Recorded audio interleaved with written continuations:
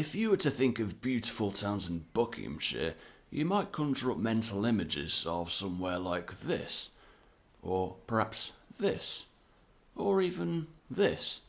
The last place you'd picture would be Milton Keynes, right?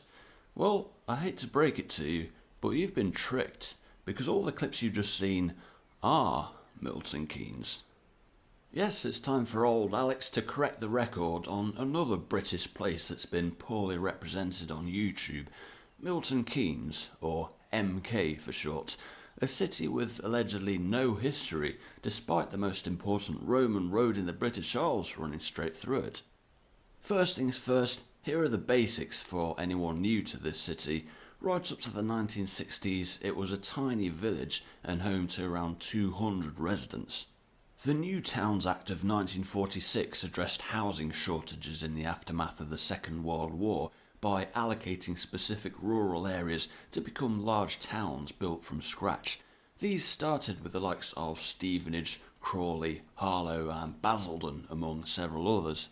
2 decades later, work began on what would become the biggest of the new towns, a village roughly equidistant between London and Birmingham, as well as Oxford and Cambridge, the latter of which is actually a key plot element that's often overlooked, but I'll explain in due course. The resulting architectural style was that of a 1960s vision of the future, brutalist and oozing with practical considerations, a grid layout inspired by American boulevards interspersed with ample green spaces and with separate residential zones. This town would go on to achieve city status in 2022 as part of Our Late Queen's Platinum Jubilee. But here's the part which almost everyone gets wrong. Here's a map of Milton Keynes, along with its rigid street layout that's a major talking point for many scathing videos about the place, except my last sentence contained a deliberate inaccuracy, because this is actually central Milton Keynes, whereas this is Milton Keynes. And here comes a profound observation. While English cities typically consist of a historic city centre and modern suburbs, Milton Keynes takes that concept and turns it inside out. Let me begin to demonstrate this point from Stony Stratford. This is one of the constituent towns intended as a suburb to the main development area, wherein its own history would be left intact. And a cursory glance at its Georgian High Street attests that this pledge has been honoured. But this isn't just any high street. This is none other than Watling Street, the famous Roman road that stretches for nearly 300 miles from Kent to Shropshire. It follows that any settlement along this road is likely loaded with history. Fans of Shakespeare will concur, as they might recognise the name as the real-life location where the uncrowned boy king Edward V was taken by his uncle, the future King Richard III, to the Tower of London. According to Shakespeare, Edward and his brother were later smothered to death in the tower by orders from Richard, although what really happened remains a source of heated debate to this day. There's also the legend of a well-known British phrase that's said to stem from here. During the Georgian era, this was a thriving staging post on the London to Chester route. Stagecoaches would stop here to change horses, as well as provide food and rest for the passengers. With no street lighting between the cities, travellers would inevitably while away several hours in towns like this one. To pass the time, they exchanged tales with the locals. 2 coaching inns here would host a private competition to see who could tell the most outlandish news stories and have them be believed. The 2 inns were the Cock and the Bull. Once townsfolk got wise to this ruse, they began to dismiss future tall tales as cock and bull stories. The origin of the phrase appears to be unverified though, so whilst a local legend, that in itself may have ultimately been, ironically enough, a cock and bull story. You decide. Speaking of etymology, Stratford derives from Roman road river crossing, the river in this case being the Great Ouse, which forms part of the boundary between Buckinghamshire and Northamptonshire. The stony component is likely a descriptor used to help differentiate it from other settlements, such as Fenny Stratford, same road, different river, with the ford in this case referring to the crossing of the River Ousel. This is also a constituent town of Milton Keynes. Granted, its history and architecture may not be quite as colourful as its stony counterparts, but it does lie immediately next door to a town to which we all owe a debt of gratitude. Bletchley. This is the town where on its outskirts you'll find Bletchley Park, or as it was known during the Second World War for confidentiality reasons, Station X. In 1938, Admiral Sir Hugh Sinclair, head of the Secret Intelligence Service, now known as MI6, bought a Victorian mansion here for £6,000. Its location held two major advantages. Firstly, that a good 40 miles or so separating it from London mitigated the direct air raid threat, and secondly, it was, and is, roughly equidistant between Oxford and Cambridge. This made it ideal as a recruiting ground for the finest minds in Britain. Also, this being 3 decades before Richard Beeching poked his arse into our railways, the two university cities had, believe it or not, a direct rail connection to one another on a line of track known as the Varsity Line, and it called at Bletchley. Among the heroes to converge on this town were Alan Turing, creator of the machine known fittingly as the Bomb, which enabled the decryption of the German Enigma cipher, Tommy Flowers, designer of the Colossus computer, which helped to crack the notorious Lorentz cipher, and countless other code breakers whose contribution to saving hundreds of thousands, perhaps even millions of lives, were sadly left unacknowledged for around 3 decades to follow due to the Official Secrets Act. Turing's treatment after the war makes for particularly distressing reading, but let me just say this, the device you're looking at right now, you can thank Alan Turing for that, as can we all.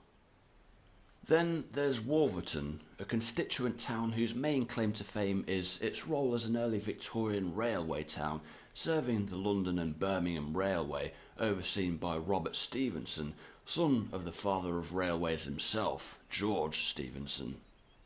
Additionally, there are 2 other towns which you could call de facto constituent towns, even though they may not have appeared on the original documentation of 1967 that ushered in the birth of Milton Keynes as a new town.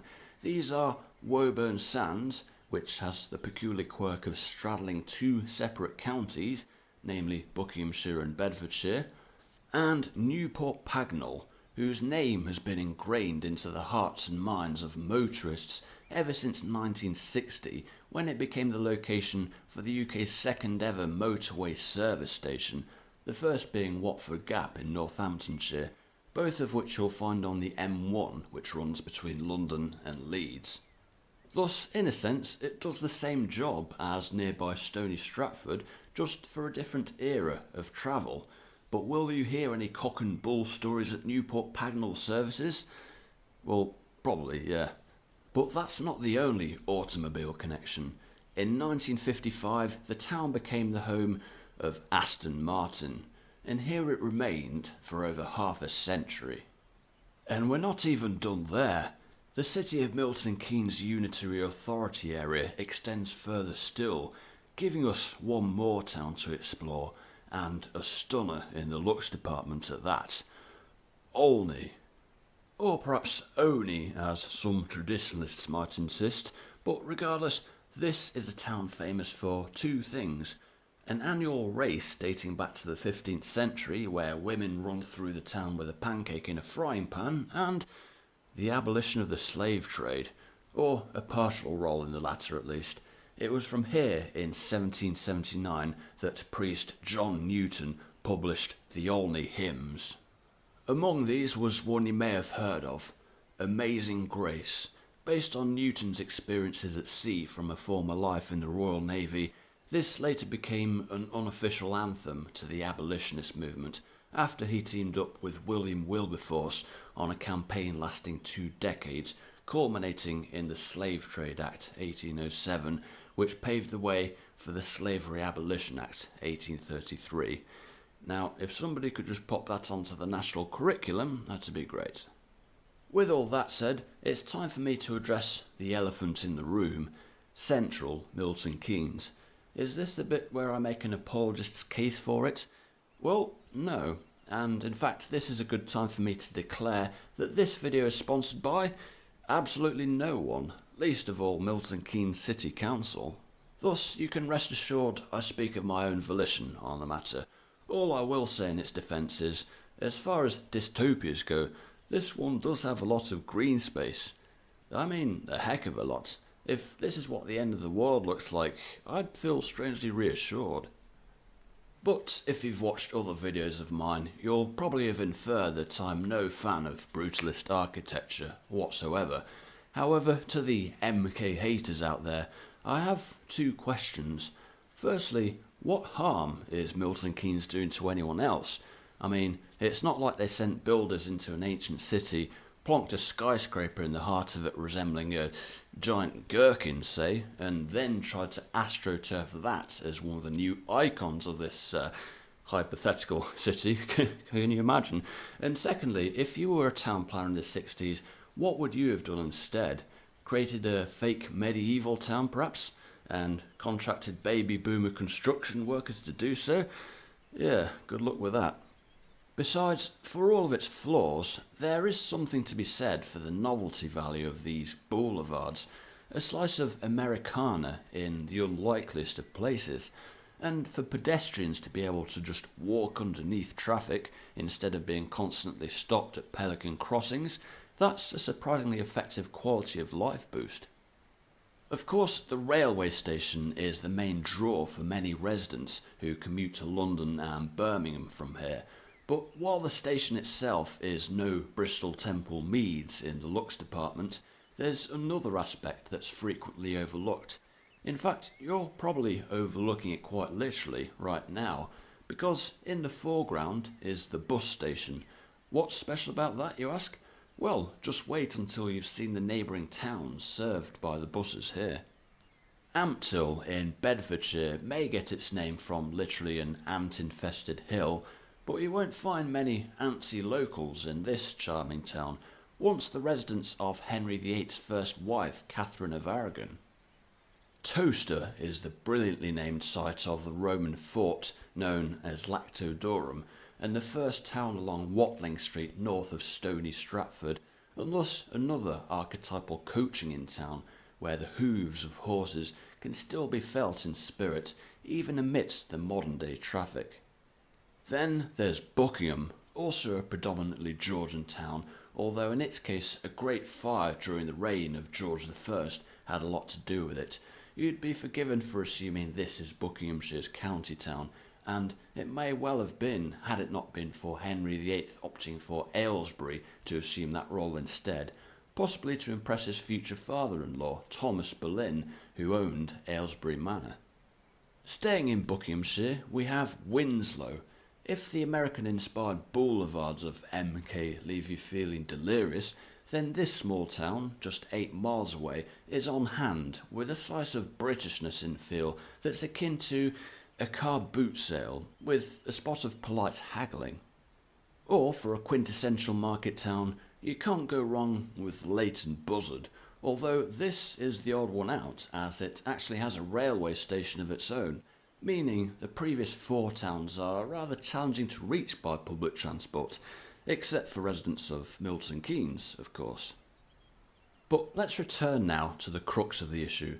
Now, I have no ill will against anyone else on YouTube whatsoever, so I shan't name any names, but to avoid being vague on the matter, I'll just flash up a few video titles from recent years regarding Milton Keynes. If you wish, you can pause the screen now. The titles alone tell the story here. One of the sad parts to this is, there are towns and cities such as Milton Keynes all over Britain which are so starved of attention from the media, mainstream or otherwise, that the locals are just grateful for any recognition whatsoever, even when it's of the negative variety. And yet, in some instances, the ones making the videos have admitted to never having been to Milton Keynes at all prior to filming, making some of these premeditated smear jobs, all the while judging the entire city on a patch of grid-based streets that occupy less than a square mile. In other words, not even 1% of the wider city. As to the other 99%, well, I'd like to think this video has given you a little idea. In short, this is a city that was referenced by Shakespeare, helped end the slave trade, played a role in the opening of the Grand Junction Canal and the London and North Western Railway, and during the Second World War prevented Rommel from conquering the desert and Dönitz from conquering the sea, and helped the Allies coordinate the D-Day landings. And it even found time afterwards to make James Bond's cars, with ejector seats in some instances. Not bad for a city with no history, right? As to it being dystopian, well, I've just one final thing to say. What a load of... and... Thanks for watching, and have a great day.